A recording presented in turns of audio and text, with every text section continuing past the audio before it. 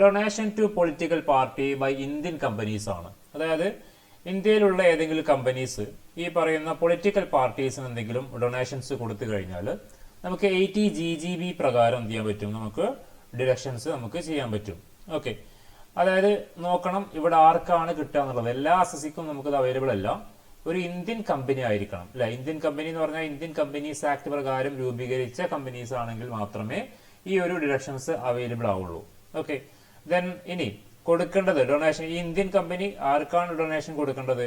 ഇന്ത്യയിലെ പ്രധാനപ്പെട്ട രജിസ്റ്റർ ചെയ്ത പൊളിറ്റിക്കൽ പാർട്ടീസിന് എന്ത് ചെയ്യാണ്, ഡൊണേഷൻസ് കൊടുത്തു കഴിഞ്ഞാലാണ് 80GGB പ്രകാരം നമുക്ക് എന്ത് കിട്ടുക, ഡിഡക്ഷൻസ് അവൈലബിൾ ആവുക. ഓക്കെ, നമുക്കറിയാം നമ്മളുടെ രാജ്യം എന്ന് പറഞ്ഞാൽ ജനാധിപത്യ രീതിയിൽ വർക്ക് ചെയ്യുന്ന ഒരു രാജ്യമാണ്. സോ അതുകൊണ്ട് തന്നെ അവിടെ നമുക്ക് ഈ ജനാധിപത്യം നിലനിർത്തണമെങ്കിൽ നിർബന്ധമായിട്ട് വേണ്ടതാണ് പൊളിറ്റിക്കൽ പാർട്ടീസ്. പൊളിറ്റിക്കൽ പാർട്ടീസിന്റെ ഓപ്പറേഷൻസിന് അവർക്ക് ഒരുപാട് ഫണ്ടുകൾ ആവശ്യം വരും. സോ ആ സമയത്ത് അവർക്ക് ഫണ്ട് റൈസ് ചെയ്യാനുള്ള പ്രധാനപ്പെട്ട സോഴ്സാണ് ഈ ഡൊണേഷൻസ് സ്വീകരിക്കുക എന്നുള്ളത്. ഓക്കെ, അതിന് വേണ്ടിയിട്ട് അവരെ പ്രൊമോട്ട് ചെയ്യാൻ വേണ്ടിയിട്ടൊക്കെയാണ് ഈ പറയുന്ന GGB എന്ന് പറയുന്ന സെക്ഷന് ഡിഡക്ഷൻസിലായിട്ട് കൊണ്ടുവന്നത്. ദെൻ അത് കമ്പനികളാണ് മെയിനായിട്ട് ഈ ഒരു GGB എന്ന് പറയുന്ന ഡിഡക്ഷൻസ് അവർക്ക് കിട്ടുക. ഓക്കെ, ദെൻ എലിജിബിലിറ്റി എന്ന് പറഞ്ഞാൽ ഇവരെന്ത് ചെയ്യണം, ഇന്ത്യൻ കമ്പനി ആണെങ്കിൽ അവർ ഈ ഒരു പൊളിറ്റിക്കൽ പാർട്ടീസിന്, ഇന്ത്യയിലെ പ്രധാനപ്പെട്ട രജിസ്റ്റർ ചെയ്ത പൊളിറ്റിക്കൽ പാർട്ടീസിന് എന്ത് ചെയ്തിരിക്കണം, ഡൊണേഷൻസ് കൊടുക്കുക എന്നുള്ളതാണ്. ഇനി എത്രയാണ് ഡിഡക്ഷൻസ് കിട്ടുക, എത്രയാണോ അവർ കൊടുക്കുന്ന ഡൊണേഷൻ ആ കംപ്ലീറ്റ് എമൗണ്ടും അവർക്ക് എന്ത് കിട്ടും, ഡിഡക്ഷൻസ് ആയിട്ട് അവർക്ക് അവൈലബിൾ ആണ്. ഓക്കെ, അപ്പോൾ അതാണ് 80GGB ആട്ടോ. നെക്സ്റ്റ് 80GGC ആണ്. Section 80GGC donation to political parties by person other than Indian companies ആണ്. ഓക്കെ, അതായത് ഡൊണേഷൻ ടു പൊളിറ്റിക്കൽ പാർട്ടീസ് ആണ് by person other than Indian company. Indian company അല്ലാത്ത ഏതെങ്കിലും സ്ഥാപനങ്ങൾ എന്ത് ചെയ്യാണ്, നമുക്ക് ഈ പറയുന്ന ഈ ഒരു ഡൊണേഷൻസ് നടത്തി കഴിഞ്ഞാൽ, ഡൊണേഷൻ ടു പൊളിറ്റിക്കൽ പാർട്ടീസ് ചെയ്ത് കഴിഞ്ഞാൽ 80GGC പ്രകാരം നമുക്ക് എന്ത് കിട്ടും, ഡിഡക്ഷൻസ് അവൈലബിൾ ആണ്. ഇവരുടെയൊക്കെ ടോട്ടലിംഗ് കാൽക്കുലേറ്റ് ചെയ്ത് കഴിഞ്ഞാൽ അതിന് അവർക്ക് എന്ത് ചെയ്യാൻ പറ്റും, ഡിഡക്ട് ചെയ്യാൻ പറ്റും. ദെൻ ഇവിടെ പറയുന്നുണ്ട് ആർക്കാണ് ഡിഡക്ഷൻസ് കിട്ടുക എന്നുള്ളത്. All assessee except Indian company. Indian കമ്പനിക്കുള്ള സെക്ഷൻ ഇവിടെ സെപ്പറേറ്റ് പറയുന്നുണ്ട്. GGC എന്ന് പറയുന്ന ഡിഡക്ഷൻസ് ഇന്ത്യൻ കമ്പനീസിന് കിട്ടില്ല. All assessee except Indian company, local authority, judicial persons, ഇവർ ഒഴികെയുള്ള എല്ലാ അസസീസിനും ഈ പറയുന്ന ഈ ഒരു GGC എന്ന് പറയുന്ന ഡിഡക്ഷൻസ് അവൈലബിൾ ആണ്.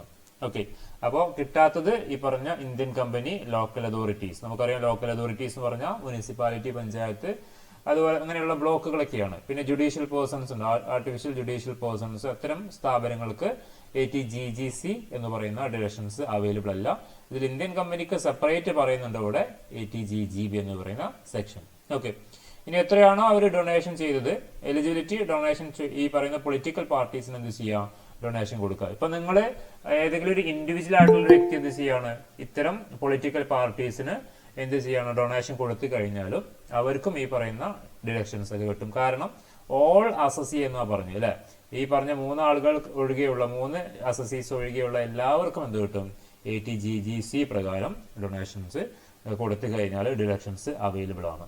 ഓക്കെ, ഇനി next deduction in respect of profit from undertaking engaged in infrastructure development ആണ്. ഇപ്പൊ ഈ വികസനവുമായിട്ട് ബന്ധപ്പെട്ട ബേസിക് ഫെസിലിറ്റികളുമായിട്ട് ബന്ധപ്പെട്ട, അടിസ്ഥാന സൗകര്യങ്ങളുമായിട്ട് ബന്ധപ്പെട്ട ഏതെങ്കിലും ഒരു സ്ഥാപനത്തിലോട്ടോ എന്തെങ്കിലും ഈ പറഞ്ഞ പോലുള്ള എന്തെങ്കിലും എമൗണ്ട് കൊടുത്തു കഴിഞ്ഞാൽ deduction in respect of profit from undertaking engaged in infrastructure development ആണ്. അതായത് നമുക്കൊരു പ്രോഫിറ്റ് കിട്ടുകയാണ് ഇത്തരം സ്ഥാപനങ്ങളിൽ നിന്ന്, എൻഗേജ്ഡ് ഇൻ ഇൻഫ്രാസ്ട്രക്ചർ ഡെവലപ്മെന്റ് നടത്തുന്ന ഒരു സ്ഥാപനത്തിൽ അത് ചെയ്യാണ് നമ്മള് അത്തരം സ്ഥാപനങ്ങൾ നടത്തുന്ന ഒരു അസസി ഉണ്ടെങ്കിൽ അതിന് കിട്ടുന്ന പ്രോഫിറ്റ്, ഓക്കെ, അതിന് കിട്ടുന്ന പ്രോഫിറ്റ് എവിടെ ഉണ്ടാവും, അയാളുടെ ടോട്ടൽ ഇൻകത്തിൽ ഉണ്ടാവും. അങ്ങനെ എന്തെങ്കിലും പ്രോഫിറ്റ് കിട്ടുകയാണെങ്കിൽ 80IA എന്ന് പറയുന്ന സെക്ഷൻ പ്രകാരം അയാൾക്ക് എന്ത് കിട്ടും, ഡിഡക്ഷൻസ് അവൈലബിൾ ആണ്. ഓക്കെ, ദെൻ ഇനി ഇവിടെ നോക്കണം ആർക്കാണ് ഈ പറയുന്ന ഡിഡക്ഷൻസ് കിട്ടുന്ന അസസി എന്ന് പറഞ്ഞാൽ ഈ പറയുന്ന ഇൻഫ്രാസ്ട്രക്ചർ ഡെവലപ്മെന്റുമായിട്ട് ബന്ധപ്പെട്ട് ബിസിനസ് ചെയ്യണം. അത്തരം അസസി എൻഗേജ്ഡ് ഇൻ ബിസിനസ്, ആ ബിസിനസ് എന്തായിരിക്കണം, ഇൻഫ്രാസ്ട്രക്ചർ ഡെവലപ്മെന്റ് ചെയ്യുന്ന ഒരു കമ്പനി ആയിരിക്കണം. അവർക്ക് എന്തെങ്കിലും പ്രോഫിറ്റ് കിട്ടുന്നുണ്ടെങ്കിൽ respect of profit from undertaking engaged in infrastructure development ആണ്. ഇൻഫ്രാസ്ട്രക്ചർ ഡെവലപ്മെന്റുമായിട്ട് ബന്ധപ്പെട്ട് വർക്ക് ചെയ്യുന്ന ഒരു ബിസിനസ് സ്ഥാപനത്തിൽ എന്തെങ്കിലും പ്രോഫിറ്റ് കിട്ടുകയാണെങ്കിൽ അത്തരം സ്ഥാപനങ്ങൾക്ക് എന്ത് കിട്ടും, 80IA എന്ന് പറയുന്ന സെക്ഷൻ പ്രകാരം അവർക്ക് ഡിഡക്ഷൻസ് അവൈലബിൾ ആണ്. ഓക്കെ, എലിജിബിലിറ്റി എന്തായിരിക്കണം ബിസിനസ്? അവർ ഈ പറയുന്ന ഇൻഫ്രാസ്ട്രക്ചർ, അടിസ്ഥാന സൗകര്യ വികസനവുമായിട്ട് ബന്ധപ്പെട്ട് വർക്ക് ചെയ്യുന്ന കമ്പനീസ് ആയിരിക്കണം. റോഡ് നിർമ്മിക്കുക, അതുപോലെ തന്നെ പാലങ്ങൾ നിർമ്മിക്കുക, അത്തരം കമ്പനികളിലായിരിക്കണം അവരെന്ത് ചെയ്യേണ്ടത്? അത്തരം കമ്പനികളായിരിക്കണം, അവർക്കാണ് IA എന്ന് പറയുന്ന സെക്ഷൻ പ്രകാരം ഡിഡക്ഷൻസ് കിട്ടുക. ഇനി നോക്കണം എത്രയാണ് ഡിഡക്ഷൻസ് കിട്ടുക എന്നുള്ളത് അല്ലെ. അവർ അത്തരം കമ്പനികൾ എന്ത് ചെയ്യും? ഒരുപാട് പ്രോഫിറ്റ് ഉണ്ടാക്കും അല്ലെ. ആ കമ്പനികൾക്ക് 10 അസസ്മെന്റ് ഇയർ വരെ, ഓക്കെ, അവർ തുടങ്ങി 10 വർഷം വരെ അവരുടെ പ്രോഫിറ്റിന്റെ എല്ലാ പ്രോഫിറ്റും അവർക്ക് എന്ത് ചെയ്യാൻ പറ്റും അല്ലെ? 100% ഓഫ് പ്രോഫിറ്റും അവർക്ക് ഡിഡക്ട് ചെയ്യാം. അപ്പൊ അത്തരം കമ്പനികൾ, ഇപ്പോൾ ഏതെങ്കിലും ഒരു ബിസിനസ് ഇത്തരം ഇൻഫ്രാസ്ട്രക്ചർ ഡെവലപ്മെന്റുമായിട്ട് ബന്ധപ്പെട്ട് വർക്ക് ചെയ്യുന്ന കമ്പനീസ് ഉണ്ടെങ്കിൽ ആ കമ്പനികൾക്ക് പ്രോഫിറ്റ് കിട്ടിയാൽ ദെൻ അവരുടെ ടോട്ടലിംഗും കാൽക്കുലേറ്റ് ചെയ്യുന്ന സമയത്ത് അവർക്ക് IA എന്ന് പറയുന്ന സെക്ഷൻ പ്രകാരം അവർക്ക് എന്ത് ചെയ്യാൻ പറ്റും? ടാക്സ് കൊടുക്കാതെ രക്ഷപ്പെടാം. ഓക്കെ, അതും 10 അസസ്മെന്റ് ഇയേഴ്സ് ആണ്. 10 വർഷം വരെ എന്ത് ചെയ്യണ്ട? അവരാ പറയുന്ന അവരുണ്ടാക്കുന്ന പ്രോഫിറ്റിന് അവർ ടാക്സ് കൊടുക്കുകയോ വേണ്ട. അത്തരം ബിസിനസ്സിൽ നിന്നുള്ള ഇൻകത്തിന് അവർ എന്ത് ചെയ്യണ്ട? ടാക്സ് കൊടുക്കുകയോ വേണ്ട. മനസ്സിലായോ? നമ്മുടെ നാട്ടിലേക്ക് ഒരുപാട് റോഡ് നിർമ്മിക്കുന്ന, അതുപോലെ തന്നെ അത്തരം വലിയ വലിയ പ്രൊജക്ടുകൾ ചെയ്യുന്ന ഒരുപാട് കമ്പനികളുണ്ട് അല്ലെ. അത്തരം കമ്പനികൾക്കൊക്കെ ഈ പറഞ്ഞ പോലെ എന്ത് കിട്ടും? ഈ ഒരു ഡിഡക്ഷൻസ് അവൈലബിൾ ആണ്. നിങ്ങൾക്ക് സ്ലൈഡ് കാണാൻ പറ്റുന്നില്ലേ? ഹലോ, ഓഡിബിൾ അല്ലേ ഞാൻ പറയുന്നത്? ഓക്കെ ഓക്കെ, ശരി. സൗണ്ട് ബ്രേക്ക് ചെയ്യണമെന്നില്ലല്ലോ? ഓക്കെ, ശരി. ഞാനിവിടെ ചോദിക്കാൻ കാരണം റേഞ്ചിന് എന്തെങ്കിലും ഇഷ്യൂസ് ഉണ്ടെങ്കിൽ പറയണം, വോയിസ് ക്ലിയർ അല്ലെങ്കിൽ കേട്ടോ, എങ്കിലും എനിക്കറിയുള്ളൂ. ഇനി നെക്സ്റ്റ്, അപ്പോൾ അതാണ് 80IA എന്ന് പറയുന്ന ഡിഡക്ഷൻസിൽ പറയുന്നത്. നെക്സ്റ്റ് പറയുന്നത് deduction in respect of profit from undertaking in development of special economic zone ആണ്. നമുക്കറിയാം സെസ് എന്ന് പറയുന്നത് സ്പെഷ്യൽ എക്കണോമിക് സോണിനെയാണ് നമ്മൾ സെസ് എന്ന് ഷോർട്ടാക്കി പറയാം അല്ലെ. 80IAB ആണ്, 80IA ആണ്, 1 അല്ല, ഇത് IAB ആണെന്നുള്ളത് നോട്ട് ചെയ്യാം കേട്ടോ. അത് ചെറിയൊരു മിസ്റ്റേക്ക് ഉണ്ട്.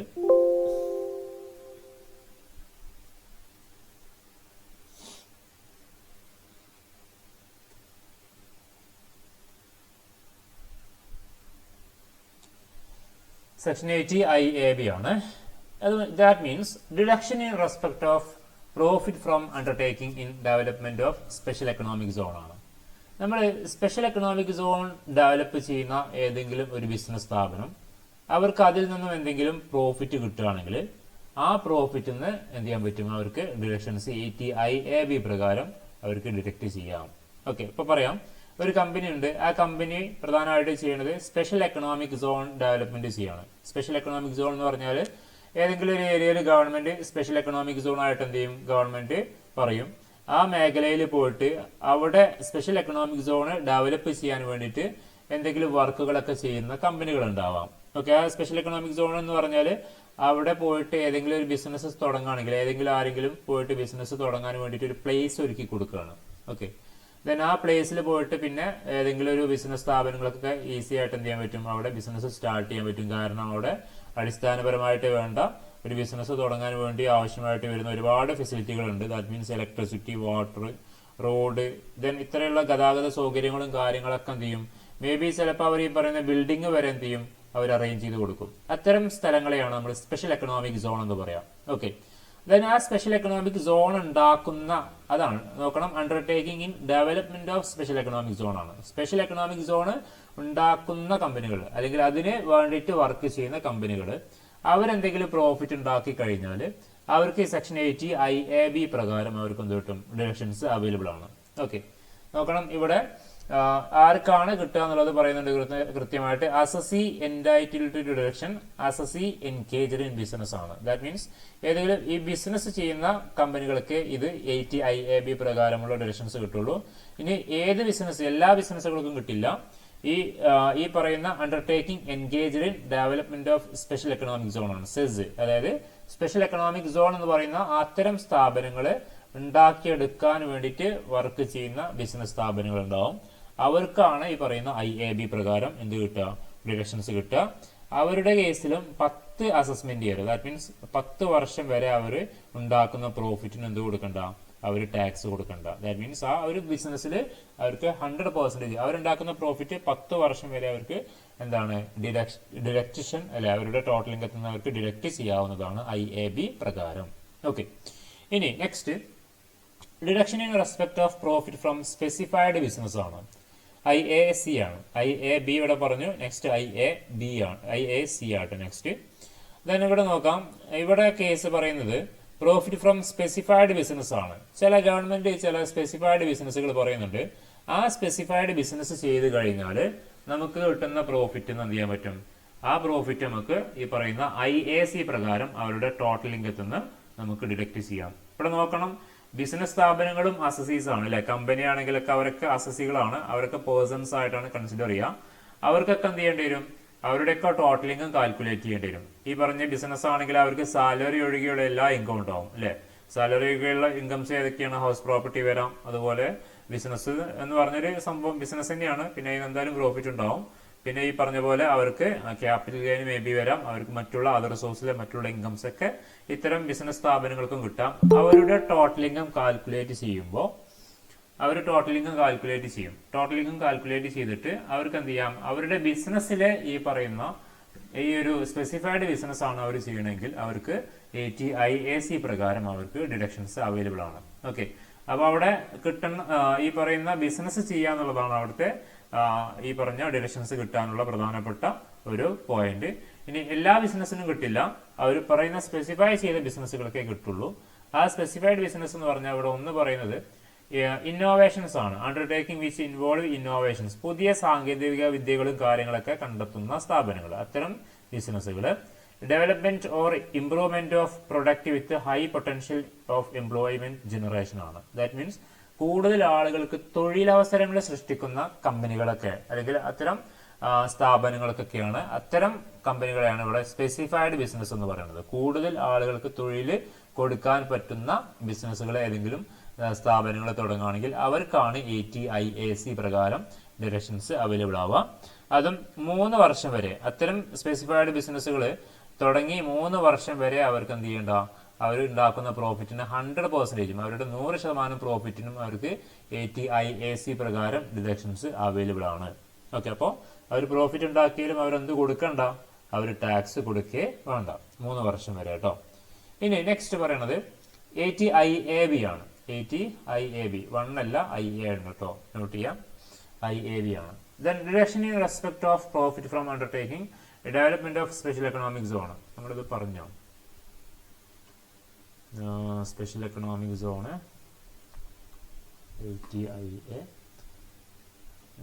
IAB. ഓക്കെ, IAB നമ്മളിവിടെ ഓൾറെഡി ഡിസ്കസ് ചെയ്തതാണ് കേട്ടോ.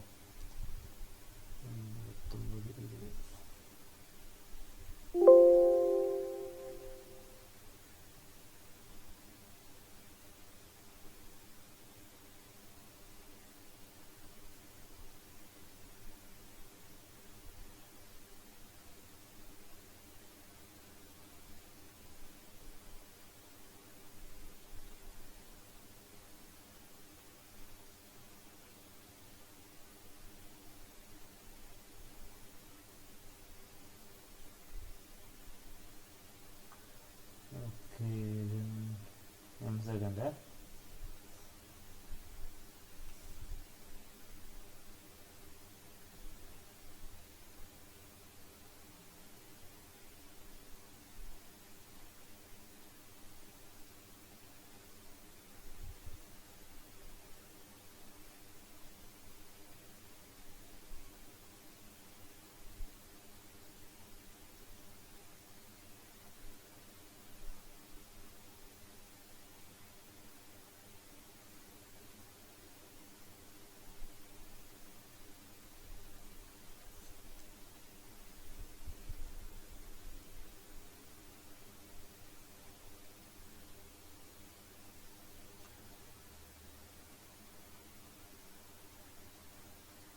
ഓക്കെ, അപ്പോൾ നോക്കാം 20ാമത്തത് deduction in respect of profit from undertaking engaged in business other than infrastructural development ആണ്. ഓക്കെ, ഇപ്പൊ നമ്മളിവിടെ പറഞ്ഞത് സ്പെസിഫൈഡ് ബിസിനസിന്റെ കേസിൽ പറഞ്ഞു, അത്തരം സ്പെസിഫൈഡ് ബിസിനസ് ചെയ്യുകയാണെങ്കിൽ അസോസിയേഷൻ എന്ത് ചെയ്യും, 3 വർഷം വരെ ഈ പറയുന്ന പ്രോഫിറ്റ് 100% പ്രോഫിറ്റും അവർക്ക് 80 IAC പ്രകാരം അവർക്ക് എന്ത് ചെയ്യാം, ഡിഡക്റ്റ് ചെയ്യാം. ഓക്കെ, നെക്സ്റ്റ് പറയണത് 80 IB ആണല്ലോ. നെക്സ്റ്റ് 80 IB ആണ്. 80 IBയിൽ പറയുന്ന ഇത്രയേ ഉള്ളൂ, നമ്മുടെ ഈ പറയുന്ന ഇൻഫ്രാസ്ട്രക്ചർ ഡെവലപ്മെന്റ് അല്ലാതെ ഏതെങ്കിലും ബിസിനസ്സുകൾ ഇല്ല, other than business other than infrastructure development. Okay, engage in business other than infrastructure development ആണ്. അടിസ്ഥാന സൗകര്യ വികസനം അല്ലാത്ത കമ്പനികൾക്ക് കിട്ടുന്ന ഒരു ഡിഡക്ഷൻസ് ആണ് 80 IB എന്ന് പറയും. ഇവിടെ മെയിൻ ആയിട്ട് എൻഗേജ്ഡ് ഇൻ ബിസിനസ് ആക്ടിവിറ്റീസ് ആണ്. താഴെ പറയുന്ന കുറച്ച് ബിസിനസ് ആക്ടിവിറ്റീസിൽ അവർ എൻഗേജ്ഡ് ആവുക എന്നുള്ളതാണ് പ്രധാനമായിട്ടും അവർ ചെയ്യേണ്ട കാര്യം.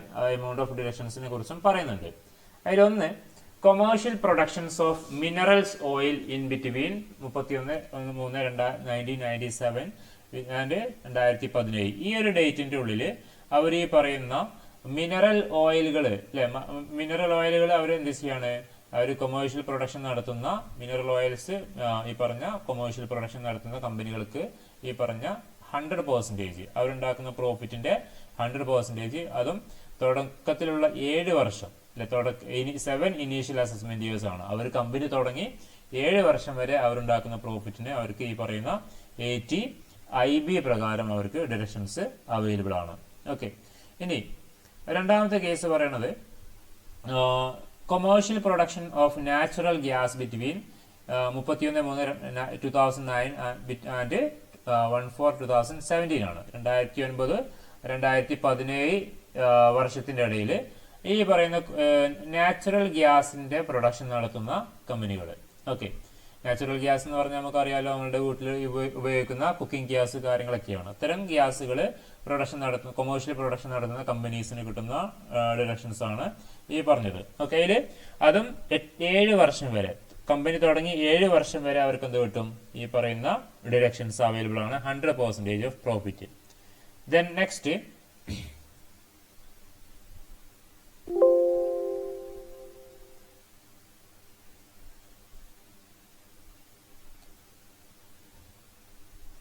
കാണാൻ പറ്റുന്നില്ല നിങ്ങൾക്ക്? ഹലോ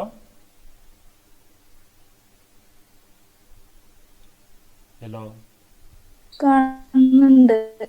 ഓക്കെ, സൗണ്ട് ബ്രേക്ക് ചെയ്യുന്നുണ്ടോ? ഇല്ലല്ലോ, ആരെങ്കിലും ഒരാൾ പറയൂ കേട്ടോ.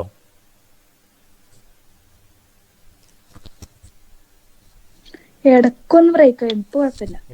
Okay. Then commercial production of natural gas ആണ്. അപ്പൊ ഇത് പ്രൊഡ്യൂസ് ചെയ്യുന്ന കമ്പനികൾക്കും ഈ പറഞ്ഞ 100% പ്രോഫിറ്റ് 7 വർഷം വരെ അവർക്ക് ഈ പറഞ്ഞ സെക്ഷൻ പ്രകാരം ഡിഡക്ട് ചെയ്യാം.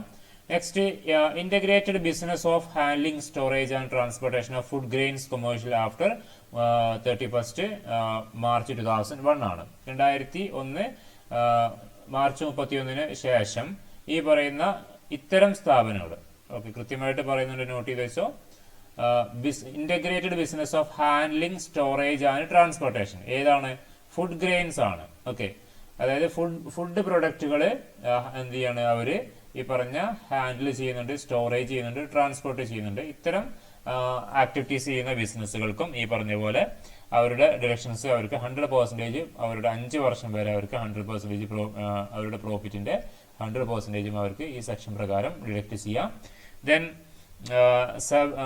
5 initial assessment year and 30% of profit for companies and 25% of profit for others in next 5 assessment years ആണ്. ഓക്കെ, ഈ പറഞ്ഞ പിന്നീട് വരുന്ന 5 വർഷത്തേക്ക് അവർക്ക് 25% അവർക്ക് എന്ത് കിട്ടും, ഡിഡക്ഷൻസ് അവൈലബിൾ ആണ്.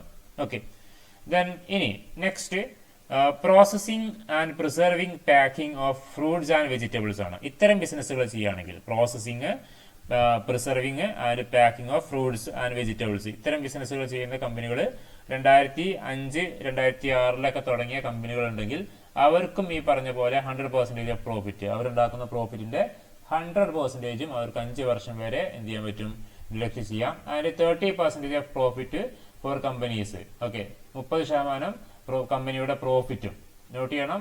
വേറെ ഏതെങ്കിലും കമ്പനീസ് ഉണ്ടെങ്കിൽ അതിന്റെ 30%, ആൻഡ് പിന്നെ 25% of profit for other in next 5 assessment years ആണ്. പിന്നെയുള്ള 5 വർഷത്തേക്ക് അവർക്ക് 25% അവർക്ക് ഡിഡക്ഷൻസ് അവൈലബിൾ ആണ്. ഇതേപോലെ തന്നെയാണ് ഈ പറഞ്ഞ processing and preserving the packing of meet, poultry and dairy പ്രൊഡക്റ്റുകൾ, ഈ മിൽക്ക് പ്രൊഡക്റ്റുകൾ, മീറ്റ് ഇങ്ങനെയുള്ള ഐറ്റംസും ഇതേപോലെ ചെയ്യുകയാണെങ്കിൽ അവർക്കും ഈ പറഞ്ഞ ഡിഡക്ഷൻസ് അവൈലബിൾ ആണ്. ഓക്കെ, നിങ്ങൾ നോട്ട് ചെയ്യേണ്ട ഈ പറഞ്ഞ ഡിഡക്ഷൻസ് ഞാൻ ജസ്റ്റ് പറഞ്ഞു പോവാണ് എല്ലാതും. കാരണം എല്ലാതും നമുക്ക് ഇമ്പോർട്ടൻസ് ഇല്ല. ഇമ്പോർട്ടൻസ് ഉള്ളത് ഞാൻ ഇത് കഴിഞ്ഞിട്ട് ഞാൻ ജസ്റ്റ് പറയാം. ഓക്കെ, ഇതിലെല്ലാതും നമുക്ക് ഫുള്ളായിട്ട് പഠിക്കണമെന്നില്ല, എങ്കിലും നിങ്ങൾ ജസ്റ്റ് ക്ലാസ്സിൽ കേട്ടിരിക്കുക ഈ സംഭവങ്ങളൊക്കെ കേട്ടോ. മേ ബി ചോദിച്ചേക്കാം, ചോദിക്കില്ല നമുക്ക് പറയാൻ പറ്റില്ല. ഓക്കെ, ഇനി next deduction in respect of profit of housing project ആണ്. നമ്മൾ വീട് നിർമ്മിക്കുന്നതുമായിട്ട് ബന്ധപ്പെട്ട് എന്തെങ്കിലും കാര്യങ്ങൾ ചെയ്യുന്ന അത്തരം ബിസിനസ്സുകൾ ചെയ്യുന്ന കമ്പനികൾക്ക് കിട്ടുന്ന ഡിഡക്ഷനാണ് 80IBA എന്ന് പറയും. 80IBA ഹൗസിംഗ് പ്രൊജക്റ്റുകൾ ചെയ്യുന്ന വീട് നിർമ്മിച്ചു കൊടുക്കുന്ന സ്ഥാപനങ്ങൾക്കാണ് ഈ ഒരു ഡിഡക്ഷൻസ് അവൈലബിൾ ആവുക കേട്ടോ. അത്തരം ബിസിനസ്സുകൾക്കാണ്, അത്തരം സ്ഥാപനങ്ങളാണ്. Assessee engaged in business. എന്ത് ബിസിനസ്സാ? ഈ പറഞ്ഞ ഹൗസിംഗ് പ്രൊജക്റ്റുകൾ, വീട് നിർമ്മിച്ചു കൊടുക്കുക. ദെൻ ഇവിടെ കൃത്യമായിട്ട് പറയുന്നുണ്ട് which is approved by competitive authority between 1/6/2006 and 31/3/2002 ഇടയിലുള്ള കമ്പനികളായിരിക്കണം. ഓക്കെ, അന്ന് ഈ പറഞ്ഞ കോമ്പറ്റീറ്റീവ് അതോറിറ്റി അപ്രൂവൽ കൊടുത്ത ഹൗസിംഗ് പ്രൊജക്റ്റുകൾ ചെയ്യുന്ന ബിസിനസ്സുകൾക്കാണ് ഈ പറയുന്ന 80IBA എന്ന് പറയുന്ന സെക്ഷൻ പ്രകാരം അവർക്ക് ഡിഡക്ട് ചെയ്യാൻ പറ്റുക. അതും 100% പ്രോഫിറ്റ് ആണ്. അവരുണ്ടാക്കുന്ന പ്രോഫിറ്റിന്റെ 100% അവർക്ക് 80IBA പ്രകാരം അവർക്ക് ഡിഡക്ട് ചെയ്യാം. Okay, next deduction in respect of profit from undertaking special category സ്റ്റേറ്റുകളാണ്. ഓക്കെ, നമുക്ക് ചില സ്പെഷ്യൽ കാറ്റഗറി സ്റ്റേറ്റുകളുണ്ട്. ആ സ്പെഷ്യൽ കാറ്റഗറി സ്റ്റേറ്റിൽ പോയിട്ട് എന്തെങ്കിലും ഈ പറയുന്ന ഏതെങ്കിലും ബിസിനസ്സുകൾ ചെയ്യുകയാണെങ്കിൽ ദെൻ അവിടുന്ന് കിട്ടുന്ന പ്രോഫിറ്റ് അവർക്ക് സെക്ഷൻ 80IC പ്രകാരം അവർക്ക് എന്ത് ചെയ്യാൻ പറ്റും? അവർക്ക് ഡിഡക്ട് ചെയ്യാം. ഓക്കെ, ദെൻ പ്രധാനമായിട്ട് ഈ ഒരു സ്പെഷ്യൽ കാറ്റഗറി സ്റ്റേറ്റ് നമ്മുടെ നോർത്ത് ഈസ്റ്റ് സ്റ്റേറ്റുകളൊക്കെയാണ് വരിക. ഓക്കെ, നോക്കാം നമുക്ക്. Assessee engaged in business in special category state. ആ ഒരു സംസ്ഥാനത്ത് പോയിട്ട് അവരെന്ത് ചെയ്യണം? ബിസിനസ് ചെയ്യണം എന്നുള്ളതുള്ളൂ. അവർക്ക് ഈ പറഞ്ഞ 100% പ്രോഫിറ്റ് ആദ്യത്തെ 5 വർഷം, പിന്നെ 30% ഓഫ് പ്രോഫിറ്റ് ഫോർ കമ്പനീസ്. ആ കമ്പനികളാണെങ്കിൽ 30% അവർക്ക് അവരുടെ കമ്പനിയുടെ ടോട്ടൽ 30% അവർക്ക് എന്ത് കിട്ടും? ഒരു പ്രോഫിറ്റ് അവർക്ക് ഡിഡക്ട് ചെയ്യാം. അതുപോലെ 25% of profit for other in next 5 assessment years. ഇപ്പൊ നേരത്തെ പറഞ്ഞതേപോലെ തന്നെയാണ് അവർക്ക് കിട്ടുക. ഇനി next deduction respect of profit from undertaking north eastern state ആണ്. ഈ പറയുന്ന നോർത്ത് ഈസ്റ്റ് സ്റ്റേറ്റിൽ പോയിട്ട് നമ്മൾ എന്ത് ചെയ്യാണ്? നമ്മൾ ഏതെങ്കിലും ബിസിനസ്സുകൾ ചെയ്യുകയാണെങ്കിൽ അപ്പോൾ കിട്ടുന്ന ഡിഡക്ഷനാണ് 80IE എന്ന് പറയും. 80IE. ഞാൻ അവിടെ നോർത്ത് ഈസ്റ്റ് സ്റ്റേറ്റിൽ പോയിട്ട് നമ്മൾ എന്ത് ചെയ്യുക? ബിസിനസ് ചെയ്യുക എന്നുള്ളതാണ് അതിനുള്ള എലിജിബിലിറ്റി പറയുന്നത്. അതും ഈ പറഞ്ഞ പോലെ തുടക്കത്തിലുള്ള 10 വർഷം അവർക്ക് അവർ ഉണ്ടാക്കുന്ന പ്രോഫിറ്റിന്റെ 100% അവർക്ക് ഡിഡക്ഷൻസ് അവൈലബിൾ ആണ്. ഓക്കെ, സെക്ഷൻ 80IE ആണ് കേട്ടോ. Next deduction in respect of profit from business of processing biodegradable waste ആണ്. നമ്മൾ ഈ ബയോഡിഗ്രേഡബിൾ വേസ്റ്റുകൾ പ്രോസസ് ചെയ്യുന്ന ഏതെങ്കിലും കമ്പനികൾ ഉണ്ടെങ്കിൽ, ഏതെങ്കിലും ബിസിനസ് നമ്മൾ സ്റ്റാർട്ട് ചെയ്യുകയാണെങ്കിൽ നമുക്ക് 80JJA പ്രകാരം നമുക്ക് എന്ത് കിട്ടും? ഡിഡക്ഷൻസ് അവൈലബിൾ ആണ്. ഈ പറയുന്ന ബയോഡിഗ്രേഡബിൾ വേസ്റ്റുകൾ നമ്മൾ എന്ത് ചെയ്യണം? പ്രോസസ് ചെയ്യുന്ന ഏതെങ്കിലും ഒരു ബിസിനസ് സ്ഥാപനം നമ്മൾ തുടങ്ങുകയാണെങ്കിൽ നമുക്ക് എന്ത് കിട്ടും? ഈ പറഞ്ഞ പോലെ JJA എന്ന് പറയുന്ന ഡിഡക്ഷൻസ് നമുക്ക് അവൈലബിൾ ആണ്. ഏത് അസസ്സുകൾക്കും നമുക്ക് ഈ പറഞ്ഞ ഈ ഒരു ഡിഡക്ഷൻസ് അവൈലബിൾ ആണ്. പിന്നെ അവർ ബയോഡിഗ്രേഡബിൾ അത് കളക്ട് ചെയ്ത് അത് പ്രോസസ് ചെയ്ത് ആ വേസ്റ്റിനെ മാനേജ് ചെയ്യുന്ന കമ്പനികളായിരിക്കണം. ദെൻ അവരുടെ ആദ്യത്തെ 5 വർഷത്തെ പ്രോഫിറ്റ് 100% എന്താണ്? അവർക്ക് 80JJA പ്രകാരം അവർക്ക് ഡിഡക്ട് ചെയ്യാം. അപ്പോൾ ആ കമ്പനി പ്രോഫിറ്റ് ഉണ്ടാക്കിയാൽ ആദ്യത്തെ 5 വർഷം അവർ ടാക്സ് കൊടുക്കണ്ട. ഓക്കെ, ഇനി നെക്സ്റ്റ് JJ ഉണ്ടോ? Section 80JJ 25. ഓക്കെ, JJ ആണ് കേട്ടോ. ഇത് വീണ്ടും J ആണ്, 2J ആണ്. ചെറിയ മിസ്റ്റേക്കുകളുണ്ട്.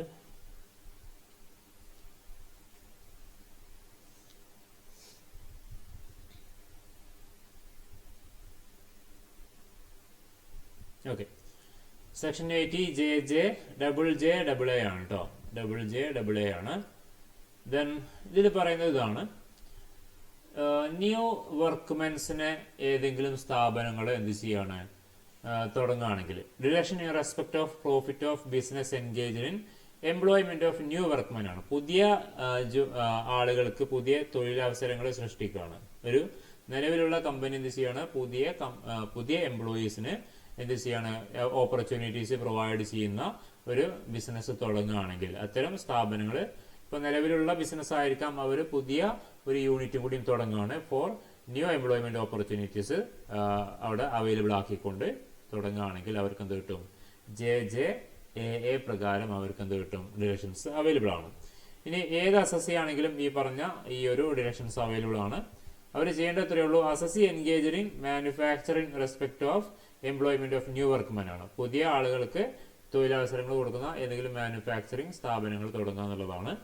അവിടെയും അവർക്ക് പുതിയതായിട്ട് ജോയിൻ ചെയ്ത് അല്ലെങ്കിൽ പുതിയതായിട്ട് വർക്കേഴ്സിന് അഡീഷണൽ വേജസ് കൊടുക്കുന്നുണ്ടെങ്കിൽ അല്ലെ, പുതിയ എംപ്ലോയീസിന് വേണ്ടിയിട്ട് പുതിയ എന്തെങ്കിലും യൂണിറ്റുകളൊക്കെ തുടങ്ങുകയാണ്, ദെൻ അങ്ങനെ പുതിയ വർക്കേഴ്സിന് കൊടുക്കുന്ന വേജിന്റെ 30% പുതിയതായിട്ട് അപ്പോയിന്റ് ചെയ്ത ആ കമ്പനിയിലെ എംപ്ലോയീസിന് എന്ത് കൊടുക്കേണ്ടി വരും, സാലറി അല്ലെങ്കിൽ വേജസ് കൊടുക്കേണ്ടി വരും.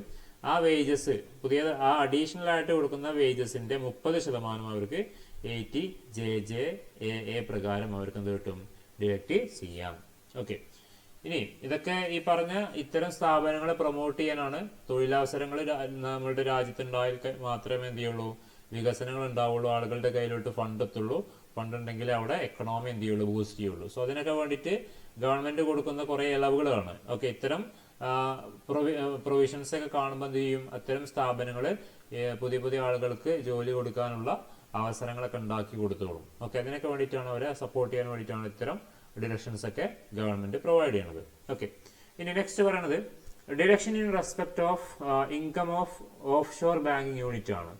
ഇത്തരം ഓഫ് ഷോർ ബാങ്കിങ് യൂണിറ്റുകൾ തുടങ്ങുകയാണെങ്കിൽ ഈ പറഞ്ഞ ഈ ഒരു സെക്ഷൻ 80LA പ്രകാരം അവർക്ക് എന്ത് കിട്ടും, ഈ പറഞ്ഞ ഡിഡക്ഷൻസ് അവൈലബിൾ ആണ്. Okay, then offshore banking ആണ് പ്രധാനമായിട്ട് നോക്കുക. ഇവിടെ scheduled bank or bank incorporated outside India ആണ്. അതായത് നമ്മുടെ രാജ്യത്ത് എന്തെങ്കിലും ഇത്തരം ഷെഡ്യൂൾഡ് ബാങ്കുകളായിട്ട് എന്തെങ്കിലും ബാങ്കിങ് ബിസിനസ് തുടങ്ങുകയാണ്. ഓക്കെ, അത്തരം സ്ഥാപനങ്ങൾക്കാണ് 80LA പ്രകാരം ഡിഡക്ഷൻസ് കിട്ടുക. എലിജിബിലിറ്റി എന്ന് പറഞ്ഞാൽ bank having offshore banking unit in special economic zone ആണ്. ഈ പറയുന്ന സ്പെഷ്യൽ എക്കണോമിക് സോണിലായിരിക്കണം അവർ ഈ പറയുന്ന ബാങ്കിങ് സ്ഥാപനം രൂപീകരിക്കേണ്ടത്. അവർക്കാണ് 80LA പ്രകാരം ഡിഡക്ഷൻസ് കിട്ടുക. ഇനി ഇവർക്കും ഈ പറഞ്ഞ പോലെ 100% ഓഫ് പ്രോഫിറ്റ് ആദ്യത്തെ 5 വർഷം അവരുണ്ടാക്കുന്ന ആ ബാങ്ക് ഉണ്ടാക്കുന്ന പ്രോഫിറ്റിന്റെ 100% പ്രോഫിറ്റും അവർക്ക് ഡിഡക്ഷൻസ് അവൈലബിൾ ആണ്. ആൻഡ് ദെറാഫ്റ്റർ അവർ പിന്നത്തെ 5 വർഷം, ഓക്കെ, ആദ്യത്തെ 5 വർഷം കഴിഞ്ഞാൽ പിന്നത്തെ 5 വർഷം അവരുണ്ടാക്കുന്ന പ്രോഫിറ്റിന്റെ 50% അവർക്ക് എന്ത് കിട്ടും, ഡിഡക്ഷൻസ് അവൈലബിൾ ആണ്. ഓക്കെ, അതാണ് സെക്ഷൻ 80LA എന്ന് പറയുന്ന സെക്ഷനിൽ പറയുന്നത് കേട്ടോ. ഇനി സെക്ഷൻ 80M ആണ്. സെക്ഷൻ 80M നോക്കാം. ഇത് deduction in respect of certain Inter corporate dividend ആണ്. ഇന്റർ കോർപ്പറേറ്റ് ഡിവിഡൻഡുകൾ കിട്ടുന്ന കമ്പനികൾക്ക് കിട്ടുന്നതാണ്. ഇവിടെ നോക്കേണ്ട കാര്യം എന്താണ് ഇന്റർ കോർപ്പറേറ്റ് ഡിവിഡൻഡ് എന്നുള്ളതാണ്. ഇപ്പോൾ ഒരു ഇന്ത്യൻ കമ്പനി, ഒരു ഡൊമസ്റ്റിക് കമ്പനിക്ക് അത് കിട്ടുള്ളൂ. ഈ 80M എന്ന് പറയുന്ന ഡിഡക്ഷൻസ് ഒരു ഡൊമസ്റ്റിക് കമ്പനികൾക്ക് മാത്രമേ കിട്ടുള്ളൂ. അതായത് ഇന്ത്യയിലുള്ള ഒരു കമ്പനി, അതാണ് ഡൊമസ്റ്റിക് കമ്പനി എന്ന് മീൻസ് ചെയ്യുന്നത്. ആ കമ്പനി ഏതെങ്കിലും മറ്റുള്ള കമ്പനികളുടെ ഷെയറിൽ ഇൻവെസ്റ്റ് ചെയ്തിട്ടുണ്ടെങ്കിൽ എന്ത് കിട്ടും, ഈ കമ്പനിക്ക്, ഈ ഡൊമസ്റ്റിക് കമ്പനിക്ക് മറ്റേ കമ്പനിയുടെ ഡിവിഡൻഡ് കിട്ടും അല്ലെ. ഷെയർ ഹോൾഡേഴ്സിനാണ് എന്ത് കിട്ടുക, ഡിവിഡൻഡ് കിട്ടുക. ഇവിടെ ഈ പറയുന്ന ഇന്ത്യയിലെ ഒരു ഡൊമസ്റ്റിക് കമ്പനി, അതായത് ഇന്ത്യൻ കമ്പനി എന്ത് ചെയ്യാണ്, ഇന്ത്യയിലെ മറ്റുള്ള കമ്പനികളിലോ അല്ലെങ്കിൽ വിദേശ രാജ്യങ്ങളിലെ കമ്പനികളിലോ കൊണ്ടുപോയിട്ട് എന്ത് ചെയ്യാണ്, അവർ ഇൻവെസ്റ്റ് ചെയ്യാണ്. ദാറ്റ് മീൻസ് ആ കമ്പനികളുടെ ഷെയർ അവർ പർച്ചേസ് ചെയ്യാണ്. ഷെയർ പർച്ചേസ് ചെയ്താൽ സ്വാഭാവികമായിട്ടും അവർക്ക് എന്ത് കിട്ടും, ഡിവിഡൻഡ് കിട്ടും അല്ലെ. അങ്ങനെ ഡിവിഡൻഡ് ഈ ഡൊമസ്റ്റിക് കമ്പനിക്ക് കിട്ടുന്നുണ്ടെങ്കിൽ അവർക്ക് എന്ത് കിട്ടും, 80M പ്രകാരം അവർക്ക് ഡിഡക്ഷൻസ് അവൈലബിൾ ആണ്. ആ ഒരു ഡൊമസ്റ്റിക് കമ്പനിയുടെ ടോട്ടൽ ഇൻകത്തിൽ ഈ പറയുന്ന ഡിവിഡൻഡ്, മറ്റേ കമ്പനിയുടെ ഡിവിഡൻഡ് ഉണ്ടെങ്കിൽ, ഡിവിഡൻഡ് ഇൻകം ഉണ്ടെങ്കിൽ അവർക്ക് സെക്ഷൻ 80M പ്രകാരം ഡിഡക്ഷൻസ് അവർക്ക് കിട്ടും. ഓക്കെ, സോ അവിടുത്തെ എലിജിബിലിറ്റി പറയുന്നത് ഇവിടെ തന്നെയാണ്. Where the gross total income of domestic company include any income by way of dividend from any other domestic company. നമ്മുടെ രാജ്യത്ത് തന്നെ മറ്റുള്ള കമ്പനികളുടെ ഷെയർ, ദാറ്റ് മീൻസ് ഡിവിഡൻഡ് ഉണ്ടെങ്കിലോ അല്ലെങ്കിൽ ഓർ ഫോറിൻ കമ്പനി, ഇപ്പൊ നമ്മളുടെ ഈ ഡൊമസ്റ്റിക് കമ്പനി വേറെ വിദേശത്തുള്ള ഒരു കമ്പനിയിൽ കൊണ്ടാണ് ഇൻവെസ്റ്റ് ചെയ്തതെന്ന് വിചാരിക്കുക. അങ്ങനെയാണെങ്കിൽ ആ വിദേശ കമ്പനി എന്ത് ചെയ്യും, ഈ ഡൊമസ്റ്റിക് കമ്പനിക്ക് ഡിവിഡൻഡ് കൊടുക്കും. അല്ലെങ്കിൽ ഏതെങ്കിലും ബിസിനസ് ട്രസ്റ്റിൽ പോയിട്ട് എന്ത് ചെയ്യാണ് ഡൊമസ്റ്റിക് കമ്പനി എല്ലാം ഇൻവെസ്റ്റ്മെന്റ് ചെയ്താൽ ഷെയറിലൊക്കെ ഇൻവെസ്റ്റ് ചെയ്താൽ എന്ത് കിട്ടും? അത്തരം സ്ഥാപനങ്ങൾ ഈ ഡൊമസ്റ്റിക് കമ്പനി അല്ലെങ്കിൽ ഫോറിൻ കമ്പനി അല്ലെങ്കിൽ ഈ ബിസിനസ് ട്രസ്റ്റ് എന്ത് ചെയ്യും? നമ്മുടെ ഈ ഇൻവെസ്റ്റ് ചെയ്ത ഡൊമസ്റ്റിക് കമ്പനിക്ക് ഡിവിഡൻഡ് കൊടുക്കും. ആ ഡിവിഡൻഡ് കൊടുക്കുന്നുണ്ടെങ്കിൽ അല്ലെങ്കിൽ അത്തരം ഡിവിഡൻഡ് ഈ ഡൊമസ്റ്റിക് കമ്പനിയുടെ ടോട്ടൽ ഇൻകത്തിലുണ്ടെങ്കിൽ സെക്ഷൻ 80M പ്രകാരം അവർക്ക് ഡിഡക്ഷൻസ് അവൈലബിൾ ആണ്. ഓക്കെ, ഇനി എത്രയാണ് എമൗണ്ട് ഓഫ് ഡിഡക്ഷൻസ് കിട്ടുക എന്നുള്ളത് പറയുന്നുണ്ട്. എത്രയാണോ ഇത്തരം ഈ ഡൊമസ്റ്റിക് കമ്പനി മറ്റേ കമ്പനികളിൽ പോയിട്ട് ഇൻവെസ്റ്റ് ചെയ്തതിന് ശേഷം അവർക്ക് എത്രയാണോ ഡിവിഡൻഡ് കിട്ടിയത് ആ ഡിവിഡൻഡ് എമൗണ്ട് ആണ് അവർക്ക് എന്ത് ചെയ്യാൻ പറ്റുക?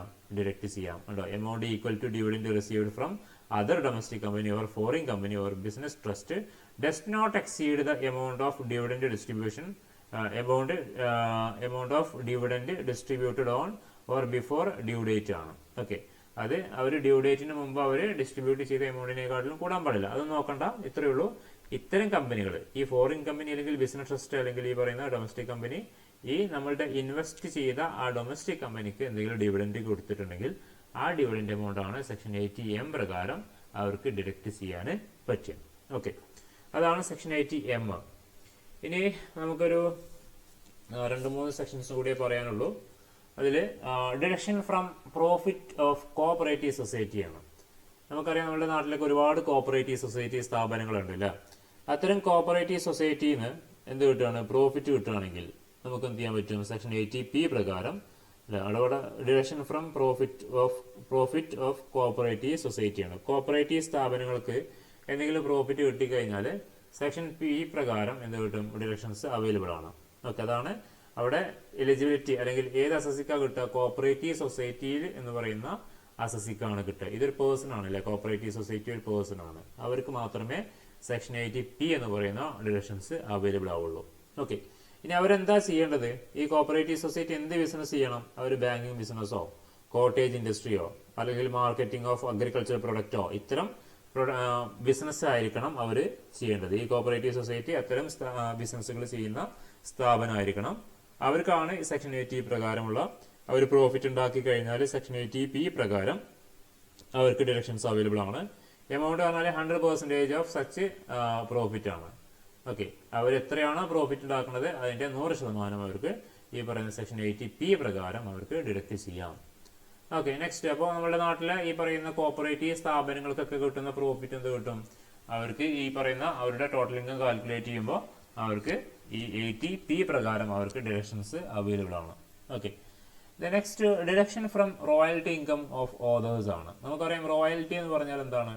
ഈ ബുക്കുകളൊക്കെ എഴുതുന്ന ആൾക്കാരൊക്കെ ഉണ്ടാവും അല്ലെ? അപ്പോൾ നമുക്ക് ഒരുപാട് നോവലുകളും കാര്യങ്ങളൊക്കെ എഴുതുന്ന ഒരുപാട് എഴുത്തുകാരുണ്ട്. അത്തരം എഴുത്തുകാരെന്ത് ചെയ്യും? അവരുടെ വർക്കുകൾ എന്ത് ചെയ്യും? ഏതെങ്കിലും ഈ പറഞ്ഞ സ്ഥാപനങ്ങൾക്ക്, ദാറ്റ് മീൻസ് പബ്ലിക്കേഷൻ ചെയ്യുന്ന പബ്ലിഷേഴ്സ് ഉണ്ടാവും ഒരുപാട്, DC ബുക്സ് പോലുള്ള സ്ഥാപനങ്ങളൊക്കെ ഉണ്ടാവും അല്ലെ? അത്തരം സ്ഥാപനങ്ങളിൽ എന്ത് ചെയ്യും? അത് പബ്ലിഷ് ചെയ്യാൻ വേണ്ടിയിട്ട് കൊടുക്കും. ഓക്കെ, ദെൻ ആ പബ്ലിഷ് ചെയ്യുന്ന സ്ഥാപനങ്ങൾ, ദാറ്റ് മീൻസ് DC ബുക്സ് ഒക്കെ എന്ത് ചെയ്യും? ഇതിന്റെ ഓതേഴ്സിന് ഒരു എമൗണ്ട് കൊടുക്കും. ആ എമൗണ്ടിനെ പറയുന്ന പേരാണ് റോയൽറ്റി ഇൻകം എന്ന് പറയും. ഓക്കെ, അപ്പോൾ നമുക്ക് മരിച്ചുപോയ MT വാസുദേവൻ നായരുണ്ട് അല്ലെ? ഇപ്പോൾ MT വാസുദേവൻ നായരുണ്ട്. അതുപോലെ തന്നെ അത്തരം ഒരുപാട് റൈറ്റേഴ്സ് ഉണ്ട്. ആ റൈറ്റേഴ്സിനൊക്കെ എന്ത് ചെയ്യും? അവർ എഴുതിയ ബുക്സിന്റെ ആർക്കാണോ പബ്ലിഷ് ചെയ്യാൻ കൊടുത്തത് അത്തരം ആ പബ്ലിഷേഴ്സ് എന്ത് ചെയ്യും? അവർക്ക് കൃത്യമായിട്ടൊരു എമൗണ്ട് കൊടുക്കും അല്ലെ? ആ എമൗണ്ടിനെ പറയുന്ന പേരാണ് റോയൽറ്റി ഇൻകം. അപ്പൊ ഈ ഓതേഴ്സിന്, ദാറ്റ് മീൻസ് റൈറ്റേഴ്സിന് ഈ പറയുന്ന റോയൽറ്റി ഇൻകം കിട്ടിക്കഴിഞ്ഞാൽ ഈ പറഞ്ഞ സെക്ഷൻ QQB പ്രകാരം അവർക്ക് എന്ത് കിട്ടും? ഈ പറഞ്ഞ ഡിഡക്ഷൻസ് അവൈലബിൾ ആണ്. സോ നോക്കാം, assessee entitled to deduction individual resident ആയിരിക്കുക എന്നുള്ളതാണ്. ദാറ്റ് മീൻസ് ആ ഇൻഡിവിജ്വൽ റെസിഡന്റ് ഓഫ് ഇന്ത്യ ആയിരിക്കുക എന്നുള്ളതാണ് അതിനുള്ള എലിജിബിലിറ്റി പറയുന്നത്. അവിടെ പറയുന്നുണ്ട് authors of books being work of literary അല്ലെങ്കിൽ ആർട്ടിസ്റ്റിക് അല്ലെങ്കിൽ സയന്റിഫിക് നേച്ചർ, ഈ പറഞ്ഞ ശാസ്ത്രീയപരമായിട്ടോ അല്ലെങ്കിൽ ഈ പറഞ്ഞ കലാപരമായിട്ടോ അല്ലെങ്കിൽ ലിറ്റററി, ഈ പറഞ്ഞ ലിറ്ററേച്ചർ പരമായിട്ട് ബന്ധപ്പെട്ട എന്തെങ്കിലും ബുക്സ് അല്ലെങ്കിൽ ബുക്സ് വർക്കുകളായിരിക്കണം അവർ എഴുതേണ്ടത്. അത്തരം ബുക്കുകൾ അവർ പബ്ലിഷ് ചെയ്യുന്നതിന്റെ ഭാഗമായിട്ട് കിട്ടുന്ന റോയൽറ്റി ആയിരിക്കണം. ഓക്കെ, ഇനി royalty income or ₹3 lakh which every cess ആണ്. 3 ലക്ഷം രൂപ വരെ ഉള്ള ഇൻകത്തിനാണ് അവർക്ക് എന്ത് കിട്ടുക? ഡിഡക്ഷൻസ് കിട്ടുള്ളൂ കേട്ടോ. 3 ലക്ഷം വരെ, മാക്സിമം 3 ലക്ഷം രൂപ വരെയാണ് അവർക്ക് QQB പ്രകാരം ഈ പറയുന്ന ഓതേഴ്സിന് എന്തെങ്കിലും റോയൽറ്റി ഇൻകം കിട്ടുകയാണെങ്കിൽ അവരുടെ ടോട്ടൽ ഇൻകത്തിന് അവർക്ക് വർക്കാൻ പറ്റും. ഓക്കെ, മാക്സിമം 3 ലക്ഷം ഇനി അതിൽ കുറവാണ് ഈ പറയുന്ന എമൗണ്ട് കിട്ടുന്ന വെച്ചാൽ ആ എമൗണ്ട് ആയിരിക്കും അവർക്ക് QQB പ്രകാരം അവർക്ക് ഡിഡക്റ്റ് ചെയ്യാൻ പറ്റുക. Next deduction from royalty income of patent ആണ്. ഓക്കെ, ഇവിടെ ഓതേഴ്സിന് കിട്ടുന്നതാണ്. ഇവിടെ പാറ്റന്റ് എന്ന് പറഞ്ഞാൽ എന്താണ്? പാറ്റന്റ് എന്ന് പറഞ്ഞാൽ നോട്ട് ചെയ്ത് വെച്ചോ, എന്തെങ്കിലും നമ്മൾ പുതിയതായിട്ട് കണ്ടെത്തി കഴിഞ്ഞാൽ, പുതിയ ഇന്നോവേഷൻസോ പുതിയ സാങ്കേതിക വിദ്യകളോ അല്ലെങ്കിൽ പുതിയ ഐഡിയാസും കാര്യങ്ങളൊക്കെ കണ്ടെത്തി കഴിഞ്ഞാൽ നമുക്ക് എന്ത് ചെയ്യാൻ പറ്റും? അതിന് പാറ്റന്റ് എടുക്കാൻ പറ്റും അല്ലേ? പാറ്റന്റ് എടുക്കാന്ന് പറഞ്ഞാൽ അതിനുള്ള അതുണ്ടാക്കാനുള്ള റൈറ്റ്സ് നമ്മളാണ് കണ്ടെത്തിയെന്ന് പറഞ്ഞിട്ട് എന്ത് ചെയ്യുക? നമ്മൾ റൈറ്റ് പോയിട്ട് രജിസ്റ്റർ ചെയ്യണം. അങ്ങനെ നമുക്ക് അതിന് പാറ്റന്റ് എടുക്കാൻ പറ്റും. ഓക്കെ, പാറ്റന്റ് എടുത്തു കഴിഞ്ഞാൽ പിന്നീട് എന്ത് ചെയ്യാൻ പറ്റും? നമുക്ക് നമ്മളുടെ ആ ഒരു ഐഡിയ അല്ലെങ്കിൽ എന്താണോ നമ്മൾ കണ്ടെത്തിയ സംഭവം അത് നമുക്ക് മറ്റുള്ള ആളുകൾക്ക് കൊടുക്കാൻ പറ്റും. ഓക്കെ, കൊടുക്കുന്ന സമയത്ത് എന്ത് ചെയ്യും? അവർ ഈ പറയുന്ന അതിനൊരു എമൗണ്ട് ഇത് കണ്ടെത്തിയ ആൾക്ക് കൊടുക്കും. അങ്ങനെ കിട്ടുന്ന എമൗണ്ടിനെയാണ് ആ റോയൽറ്റി ഇൻകം ഓൺ പാറ്റന്റ് എന്ന് പറയുന്നത്. ഓക്കെ, പുതിയ ടെക്നോളജി കണ്ടെത്തി കഴിഞ്ഞാൽ എന്ത് ചെയ്യും? ഈ പറയുന്ന കണ്ടെത്തിയ ആൾക്ക് അത് ഉപയോഗിക്കുന്ന ആള് എന്ത് ചെയ്യും? കൊടുക്കുന്ന എമൗണ്ടിനാണ് റോയൽറ്റി ഇൻകം ഓഫ് പാറ്റന്റ് എന്ന് പറയും. അത് അങ്ങനെ ഒരു ഇൻകം ഈ പറയുന്ന കണ്ടെത്തിയ ആൾക്ക് റോയൽറ്റി ആയിട്ട് കിട്ടുന്നുണ്ടെങ്കിൽ അതിന് കിട്ടുന്ന ഡിഡക്ഷൻ ആണ് സെക്ഷൻ 8 RRB എന്ന് പറയും. ഓക്കെ, സെക്ഷൻ 80 RRB പ്രകാരമുള്ള ഡിഡക്ഷൻ. QQB ഉണ്ട്, RRB ഉണ്ട്. നോക്കാം, ഇൻഡിവിജ്വൽ റെസിഡന്റ് ആയിരിക്കുക എന്നുള്ളതാണ്. Then next patent receiving income in respect of patent registered ആണ്. അവർ രജിസ്റ്റർ ചെയ്യണം. പാറ്റന്റ് ഈ പറഞ്ഞ പുതിയ സാധനം കണ്ടുപിടിച്ചത് എന്ത് ചെയ്യണം? അവർ രജിസ്റ്റർ ചെയ്യണം. ആ രജിസ്റ്റർ ചെയ്ത ആ പാറ്റന്റ് അവര് എന്ത് ചെയ്യണം? അവര് വേറെ ആർക്കെങ്കിലും വിൽക്കണം. അത് ഉപയോഗിക്കുന്ന ആൾ എന്ത് ചെയ്യും? ഈ പറഞ്ഞ കണ്ടെത്തിയ ആൾക്ക് എന്ത് ചെയ്യും? എമൗണ്ട് കൊടുക്കും. അങ്ങനെ കിട്ടുന്ന ഇൻകം ആയിരിക്കണം. ഓക്കെ, ഇനി ഇതിനും ഈ പറഞ്ഞ മുകളിലെ QQBന്റെ പോലെ തന്നെ 3 ലക്ഷം രൂപ വരെയാണ് അത്തരം ഇൻകം കിട്ടുകയാണെങ്കിൽ. ഇപ്പൊ ഞാൻ എന്തെങ്കിലും പുതിയ ടെക്നോളജി കണ്ടെത്തുകയാണ്. ആ ടെക്നോളജി ഞാൻ കൊണ്ടുപോയിട്ട് രജിസ്റ്റർ ചെയ്തു. രജിസ്റ്റർ ചെയ്തിട്ട് എന്ത് ചെയ്തു? ഞാൻ അതിന് പാറ്റന്റ് രജിസ്റ്റർ ചെയ്ത് കഴിഞ്ഞാൽ ആ ടെക്നോളജി എനിക്ക് വേറെ ആർക്കെങ്കിലും വിൽക്കാൻ പറ്റും. ഓക്കെ, വിറ്റ് കഴിഞ്ഞാൽ അത് ഉപയോഗിക്കുന്ന കമ്പനികൾ എന്ത് ചെയ്യും? എനിക്ക് പൈസ തരും. ആ കിട്ടുന്ന പൈസയാണ് ആക്ച്വലി ഇവിടെ ഈ ഒരു റോയൽറ്റി ഇൻകം ഓൺ പാറ്റന്റ് എന്ന് പറയുന്നത്. ഓക്കെ, അങ്ങനെ ഒരു ഇൻകം എനിക്ക് കിട്ടിക്കഴിഞ്ഞാൽ എന്റെ ടോട്ടൽ ഇൻകം കാൽക്കുലേറ്റ് ചെയ്യുമ്പോൾ ആ ഇൻകം അതിലുണ്ടെങ്കിൽ എന്ത് ചെയ്യാൻ പറ്റും? നമുക്ക് ഈ പറയുന്ന സെക്ഷൻ 80 RRB പ്രകാരം എനിക്ക് മാക്സിമം 3 ലക്ഷം. ഇപ്പൊ 3 ലക്ഷത്തിന്റെ താഴെയാണെങ്കിൽ ആ എമൗണ്ട് എനിക്ക് കുറക്കാം. ഇനി അതിൽ 5 ലക്ഷമാണ് കിട്ടണമെന്ന് വെച്ചാൽ മാക്സിമം 3 ലക്ഷമാണ് എനിക്ക് എന്ത് ചെയ്യാൻ പറ്റുക? കുറക്കാൻ പറ്റുക. ഓക്കെ, ഇനി next deduction from interest on saving account ആണ്. അപ്പൊ നമുക്കറിയാം നമ്മളുടെ ബാങ്കിലൊക്കെ ഒരുപാട് അക്കൗണ്ടുകളുണ്ട്, പല ടൈപ്സ് ഓഫ് അക്കൗണ്ടുകൾ ഉണ്ടല്ലോ നമുക്ക്. അതിൽ ഒരു അക്കൗണ്ടാണ് സേവിംഗ് അക്കൗണ്ട് എന്ന് പറയും. ആളുകളുടെ സേവിംഗ് ഹാബിറ്റ് വർദ്ധിപ്പിക്കാൻ വേണ്ടിയിട്ട് നമുക്ക് കൊണ്ടുവന്ന ഒരു അക്കൗണ്ടാണ് സേവിംഗ് അക്കൗണ്ട് അല്ലെ? ഏതൊക്കെ ബാങ്കിലുള്ള പ്രധാനപ്പെട്ട അക്കൗണ്ടുകൾ, പ്രധാനപ്പെട്ട ബാങ്ക് അക്കൗണ്ടുകളാണ്? ഒന്ന് സേവിംഗ് അക്കൗണ്ട്, നമ്മുടെ കയ്യിലൊക്കെ ഉള്ള അക്കൗണ്ട് സേവിംഗ് അക്കൗണ്ട് ആയിരിക്കും. പിന്നെ ഉള്ളൊരു അക്കൗണ്ടാണ് ഫിക്സഡ് ഡെപ്പോസിറ്റ്, പിന്നെയാണ് കറണ്ട് അക്കൗണ്ട്, പിന്നെ റിക്കറിംഗ് ഡെപ്പോസിറ്റ് എന്ന് പറയും. ഇങ്ങനെ 4 ടൈപ്സ് ഓഫ് അക്കൗണ്ടുകളാണുള്ളത് അല്ലെ? അതിൽ സേവിംഗ് അക്കൗണ്ടിൽ നമ്മൾ എന്തെങ്കിലും എമൗണ്ട് ഡെപ്പോസിറ്റ് ചെയ്ത് കഴിഞ്ഞാൽ ബാങ്ക് എന്ത് ചെയ്യും? ചെറിയൊരു എമൗണ്ട് നമുക്ക് ഇൻട്രസ്റ്റ് തരാറുണ്ട് അല്ലെ? അങ്ങനെ വല്ല ഇൻട്രസ്റ്റും ആർക്കെങ്കിലും ഏതെങ്കിലും ഇൻഡിവിജ്വൽസിനോ അല്ലെങ്കിൽ HUFനോ കിട്ടുകയാണെങ്കിൽ ആ എമൗണ്ട് എന്ത് ചെയ്യാൻ പറ്റും? അവർക്ക് ആ കിട്ടുന്ന ഇൻട്രസ്റ്റ് അവർക്ക് TTA പ്രകാരം 80 TTA പ്രകാരം അവർക്ക് ഡിഡക്ട് ചെയ്യാം. 10,000 രൂപ വരെയുള്ള ഇൻട്രസ്റ്റ് അവർക്ക് എന്ത് ചെയ്യാൻ പറ്റും? ഈ പറഞ്ഞ TTA പ്രകാരം ഡിഡക്ട് ചെയ്യാം. അപ്പോൾ ഏതെങ്കിലും ഒരാൾക്ക് സേവിംഗ് അക്കൗണ്ടിൽ നിന്ന് എന്തെങ്കിലും ഇൻട്രസ്റ്റ് കിട്ടുകയാണെങ്കിൽ, ഓക്കെ, ബാങ്കിലെ സേവിംഗ് അക്കൗണ്ടിൽ നിന്ന് എന്തെങ്കിലും ഇൻട്രസ്റ്റ് കിട്ടുകയാണെങ്കിൽ ഇൻഡിവിജ്വലോ HUFനോ അത് കിട്ടുള്ളൂ. ദെൻ അവർ ഇൻട്രസ്റ്റ് ഓൺ സേവിംഗ് അക്കൗണ്ട് കിട്ടിയാൽ 10,000 രൂപ വരെയുള്ള ഇൻട്രസ്റ്റ് അവർക്ക് എന്ത് ചെയ്യാൻ പറ്റും? 80 TTA പ്രകാരം അവർക്ക് ഡിഡക്ട് ചെയ്യാം. ഓക്കെ, ഇനി next this section shall not be allowed senior citizen ആണ്. ഓക്കെ, സീനിയർ സിറ്റിസണ് 80 TTA കിട്ടില്ല. അവർക്ക് വേറൊരു സെക്ഷൻ ഉണ്ട് 80 TTB. ആ TTB ആണ് നമ്മൾ ഇനി ഇവിടെ പറയാൻ പോകുന്നത്. ഓക്കെ, അതായത് സീനിയർ സിറ്റിസൺ എന്ന് പറഞ്ഞാൽ നമുക്ക് 60 വയസ്സിന് മുകളിലുള്ള ആളുകൾക്ക് 80 TTA എന്ന് പറയുന്ന ഡിഡക്ഷൻസ് കിട്ടില്ല. അവർക്ക് വേറെ സെക്ഷനാണ്, അതാണ് TTB. ഓക്കെ, സോ നോക്കാം, ഇവിടെയും ഈ സംഭവം തന്നെയാണ്. ഇൻഡിവിജ്വൽ ആയിരിക്കണം അയാൾ, ഇൻഡിവിജ്വൽ സീനിയർ സിറ്റിസൺ ആയിരിക്കണം. അയാൾക്ക് ഈ പറയുന്ന സേവിംഗ് അക്കൗണ്ടിൽ നിന്നോ അല്ലെങ്കിൽ ഫിക്സഡ് ഡെപ്പോസിറ്റ്, ഇവിടെ സീനിയർ സിറ്റിസൺ ആകുമ്പോൾ സേവിംഗ് അക്കൗണ്ടിൽ നിന്നും അതുപോലെ തന്നെ ഫിക്സഡ് ഡെപ്പോസിറ്റിൽ നിന്നും കിട്ടുന്ന ഇൻട്രസ്റ്റിന് എന്ത് ചെയ്യാൻ പറ്റും? TTB പ്രകാരം അവർക്ക് ഡിഡക്ട് ചെയ്യാം. പക്ഷേ TTA പ്രകാരം സേവിംഗ് അക്കൗണ്ടിലെ ഇൻട്രസ്റ്റിന് മാത്രമേ ഡിഡക്ഷൻസ് അവൈലബിൾ ആവുള്ളൂ.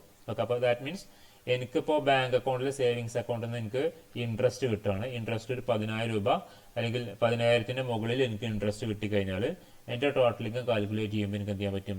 80 TTA പ്രകാരം എനിക്ക് 10,000 വരെയുള്ള ഇൻട്രസ്റ്റ്, ആ ടോട്ടൽ ഇൻകത്തിൽ ഈ ഒരു ഇൻട്രസ്റ്റ് എമൗണ്ട് ഉണ്ടെങ്കിൽ എന്ത് ചെയ്യാൻ പറ്റും? അതെനിക്ക് 80 TTA പ്രകാരം കുറക്കാം. ഓക്കെ, ഇനി ഞാനൊരു സീനിയർ സിറ്റിസൺ ആണെങ്കിൽ എനിക്ക് TTA എടുക്കാൻ പറ്റില്ല, പകരം എനിക്ക് TTB പ്രകാരമാണ് എനിക്ക് ഡിഡക്ഷൻസ് കിട്ടുക. ദെൻ ഇവിടെ നോക്കേണ്ട ഒരു കാര്യമുണ്ട്, ഇവിടെ എനിക്ക് സേവിങ്സ് അക്കൗണ്ട് മാത്രമല്ല, എനിക്ക് അവിടെ ഫിക്സഡ് ഡെപ്പോസിറ്റ് അക്കൗണ്ട് അല്ലേ, നമുക്ക് FD ഇട്ട് കഴിഞ്ഞാൽ അതിൻ്റെ ഇൻട്രസ്റ്റും എനിക്ക് എന്ത് ചെയ്യാൻ പറ്റും? TTB പ്രകാരം ഡയറക്റ്റ് ചെയ്യാം. സീനിയർ സിറ്റിസൺസിനെ കിട്ടുള്ളൂ. ഓക്കെ, ഇനി അതിൻ്റെ ഇവിടെ 10,000 ആണെങ്കിൽ സീനിയർ സിറ്റിസന്റെ കേസിൽ 50,000 വരെയുള്ള ഇൻട്രസ്റ്റ് എമൗണ്ട് അവർക്ക് എന്ത് ചെയ്യാൻ പറ്റും? ഡിഡക്റ്റ് ചെയ്യാവുന്നതാണ്. ഓക്കെ, ഇനി നെക്സ്റ്റ് ലാസ്റ്റത്തെ സെക്ഷനാണ്. നമ്മൾ സെക്ഷൻ 80C മുതൽ 80U വരെ ഇങ്ങനെ പറയാറുണ്ട് അല്ലേ? സെക്ഷൻ 80C മുതൽ 80U, അതിൽ സെക്ഷൻ U ആണ് നമ്മൾ ഇനി ഡിസ്കസ് ചെയ്യണത്. സെക്ഷൻ U എന്ന് പറഞ്ഞാൽ ഡിസേബിൾഡ് പേഴ്സൺസിന് കിട്ടുന്ന ഡിഡക്ഷനാണ്. Deduction from income of a disabled person ആണ്. അപ്പോൾ എന്തെങ്കിലും അംഗവൈകല്യമുള്ള വ്യക്തികൾക്ക് കിട്ടുന്ന ആളുകൾക്കാണ് സെക്ഷൻ 80U എന്ന് പറയുന്ന സെക്ഷൻ പ്രകാരം ഡിഡക്ഷൻസ് കിട്ടുക. ഓക്കെ, ഇവിടെ ആർക്കാ കിട്ടുക? റെസിഡന്റ് ഇൻഡിവിജ്വൽ ആയിരിക്കണം. അയാൾ റെസിഡന്റ് ആയിരിക്കണം, ഇൻഡിവിജ്വൽ മാത്രമായ പോരാ, റെസിഡന്റ് ഇൻഡിവിജ്വൽ ആയിരിക്കണം. അല്ലെ, നമുക്കറിയാം റെസിഡന്റ് ആവാനുള്ള ക്വാളിഫിക്കേഷൻ എന്താ? ആർക്കെങ്കിലും അറിയോ എന്താണ് റെസിഡന്റ് ആവാനുള്ള qualification? What is the qualification of resident? Anybody?